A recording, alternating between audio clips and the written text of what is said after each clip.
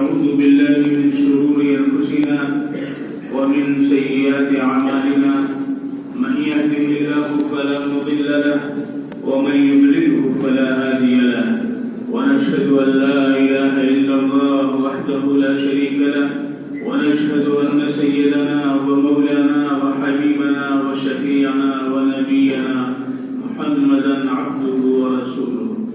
أما بعد، قال الله عز وجل في القرآن المجيد والفرقان الحميد: أعوذ بالله من الشيطان الرجيم، بسم الله الرحمن الرحيم. اعلموا أنما الحياة الدنيا لعب ولهو وزينة وتفاخر بينكم وتكاثر في الأموال والأولاد كمثل غيث أعجب الكفار نباته ثم يهيج فتراه مصفرا ثم يجعله حطاما. اللہ تبارک و تعالیٰ نے حضرت آدم علی نبینا علیہ الصلوۃ والسلام کو جنت میں پیدا کیا.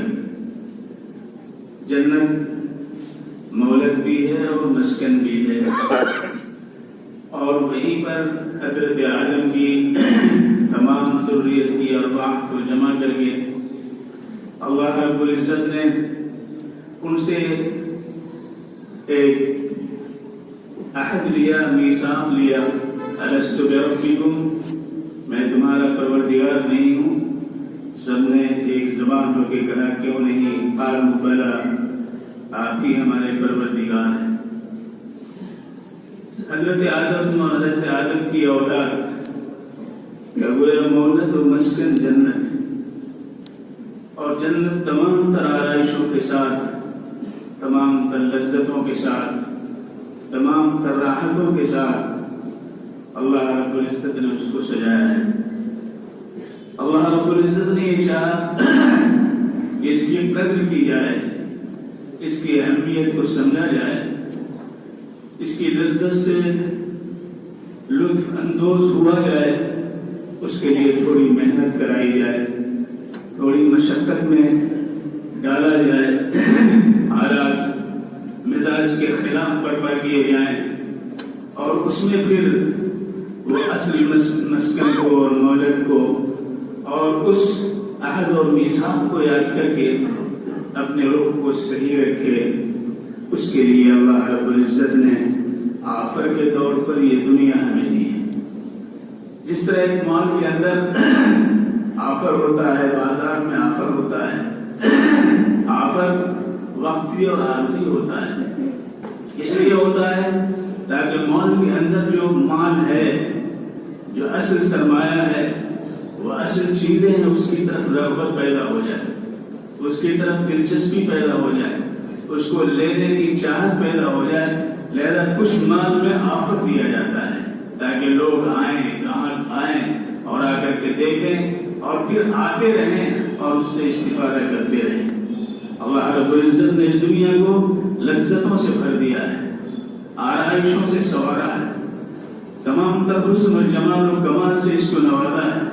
لیکن ان سب کے باوجود ساری لذتیں فانی ہیں، ساری چیزیں فانی ہیں. اور وہ جنت جس کو اللہ رب العزت نے حضرت آدم اور ان کی اولاد کے لیے مسکن و مولد بنایا، وہ جاویدانی ہے، غیر فانی ہے. اسی حقیقت کو اللہ رب العزت نے قرآن پاک کی سورہ حدید کے اندر اس آیت کے اندر بیان فرمایا ہے: اعلموا انما الحیاۃ الدنیا، دنیا کی زندگی کے 3 مرحلے ہیں، اور اس 3 کے اندر 5 مقاصد ہیں. ان 5 مقاصد میں 2 اس کی قسمیں ہیں. ایک وہ مقاصد ہیں جو فانی ہیں، اور ایک وہ جو ہے جاویدانی ہے. اور پھر اس کا مرحلہ کیا ہے؟ یہ دنیا صفر ہے، لہذا اس صفر سے آگے بڑھنے کی ضرورت ہے. اس کو دوسری آیت کے اندر اللہ رب العزت نے فرمایا: سابقوا الى مغفرۃ من ربکم وجنۃ عرضها السماوات والارض اعدت للذین آمنوا باللہ ورسلہ ذلك فضل اللہ یؤتیہ من یشاء واللہ ذو الفضل العظیم. کرنا یہ کام کیا ہے؟ کس لیے آپ کو بھیجا گیا ہے؟ یہ دنیا جو آفر میں وقتی طور پر آپ کو دی گئی ہے، تاکہ ان لذتوں کو ان لذتوں پر قیاس کرو، یہاں کی راحتوں کو ان راحتوں پر قیاس کرو، یہاں کی زندگی کو وہاں کی زندگی پر قیاس کرو، یہاں کی آرائشوں اور جمال کو وہاں کے حسن و جمال پر قیاس کرو۔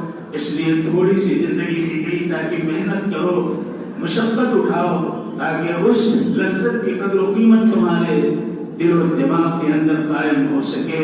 اللہ رب العزت نے یہ دنیا اس لیے دی، لہذا اس کی حقیقت کو بیان کرتے ہوئے فرمایا گیا جان لو، یاد رکھو، دنیا کی زندگی کیا ہے؟ کھیل ہے، لعب اور زندگی کا سامان ہے۔ لعب و ملہ، جو بغیر کسی مقصد کے کھیل ہو، جیسے بچے کھیلتے ہیں، گروندے بناتے ہیں، اس کو مٹا دیتے ہیں، خراب کر دیتے ہیں، کوئی مقصد نہیں ہوتا ہے۔ اور ایک وہ ہے کھیل جس کا ایک مقصد ہوتا ہے، ورزش ہے، ناموری ہے، شہرت ہے، مال ہے، ایک دوسرے پہ سبقت لے جانے کا جذبہ ہے، وہ لعب ہے۔ تو لعب و لہو وزینت و تفاخر، اور دوسرا مرحلہ کیا ہے؟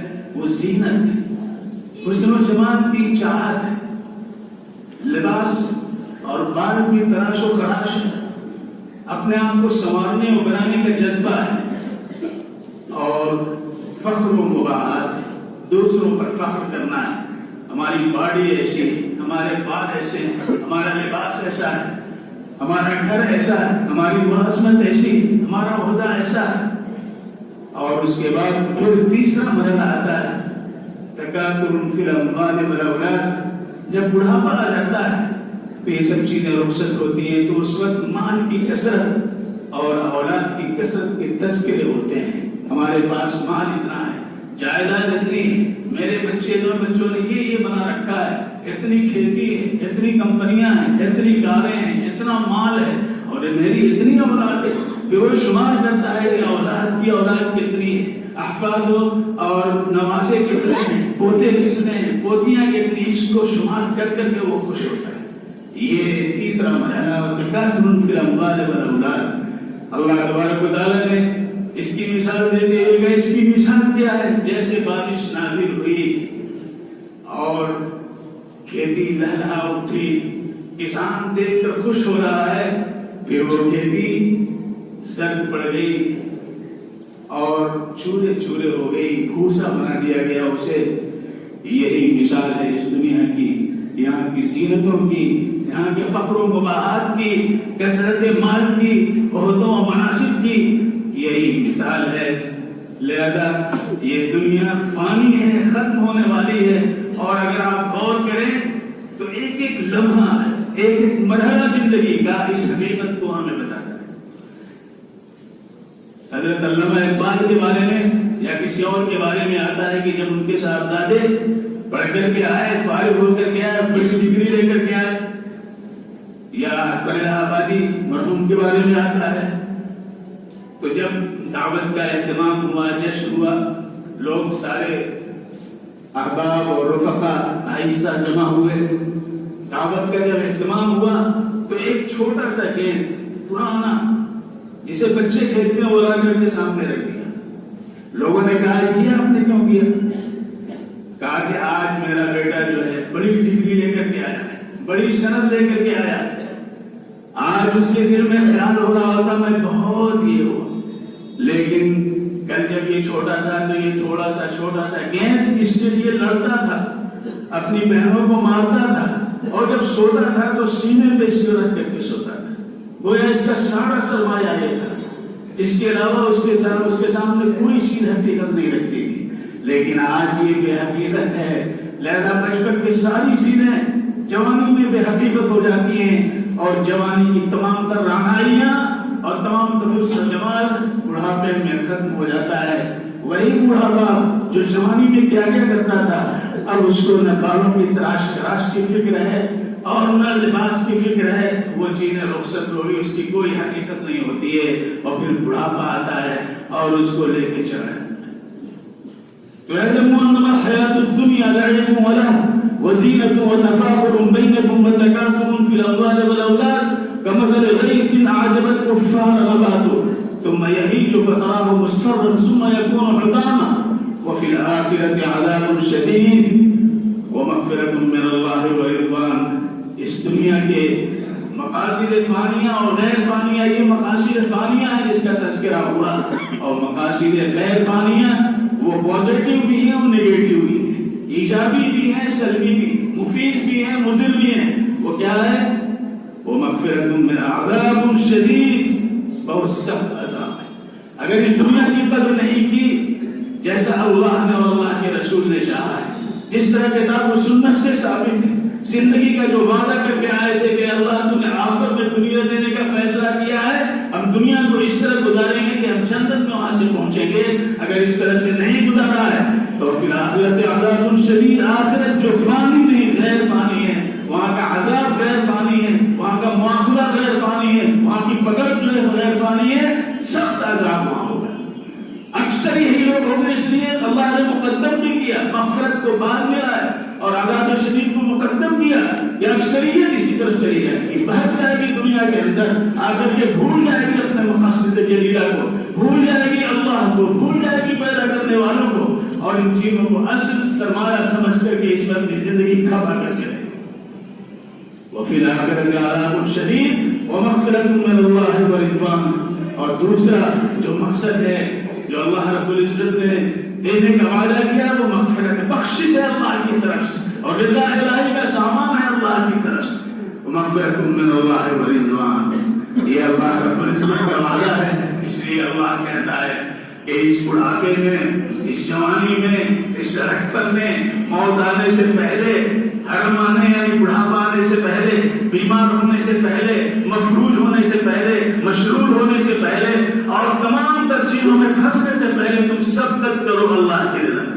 سابقوا الی مغفرۃ من ربکم، اللہ کی مغفرت و بخشش کو حاصل کرنے کے لیے ایسی جنت جس کی آسمان و زمین کی چوڑائی بڑی وسیع، اللہ نے ایمان والوں کے لیے اس کو تیار کر رکھا ہے، لہذا اس کی فکر کرو، اور یہ تمہارے اعمال کی بنیاد پہ نہیں، ہمارے فضل کی بنیاد پہ ہے۔ تم عمل کرو گے، فضل ہمارا تمہاری طرف لپک کر کے آئے گا اور تمہیں نواز دے گا۔ ذالک فضل اللہ یؤتیہ من یشاء واللہ ذو الفضل العظیم۔ اللہ تبارک و تعالیٰ اپنے فضل سے ہم سب کو جنت نصیب فرمائے، اعمال کی توفیق عطا فرمائے، دنیا کی غفلتوں سے ہمیں نکالے اور آخرت پر چلنے کی توفیق عطا فرمائے۔ وآخر دعوانا الحمد للہ رب العالمین۔